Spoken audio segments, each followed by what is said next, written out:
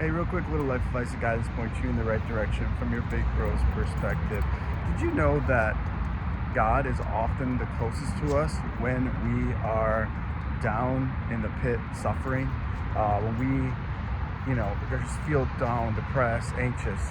And He doesn't want us just to bear those burdens alone. He understands that our thoughts sometimes can run us and just we are so pressed on every side so often, but He wants to be with you in those moments. Those are the times that He is closest to you, when you are brokenhearted, when you've gone through a death in the family or death in your life, or even a death of maybe an old way of you doing things, right? So often when we maybe get clean of like an addiction or a habit or something that we've tried to break through, it's so hard to get through it. And then when we do finally feel like we're on the other side of understanding it and understanding our triggers so we don't fall back into it, so often it'll be like learning how to walk again, or a new way of life, right? Because hey, what you used to do on a Friday, Saturday night, or whatever it may have been, no longer serves you, and you choose not to go that route anymore.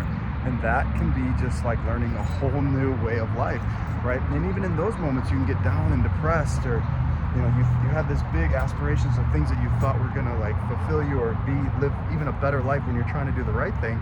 You get into that new way of life, and then you're like, man, this is different than I thought it would be, And so you're always going to be adapting and evolving into new stages of life, but in those moments is where you lean on your Creator for strength and to understand that new way of life. Okay, so I want to encourage you that He is close to you when you are brokenhearted, when you're going through that muck and the mire. And then today I want to encourage you lastly to go to prayer and petition for somebody else. Stand in the gap for somebody else. Give your life more purpose in so doing. As always, you love seeing adored. You're perfect and perfectly okay.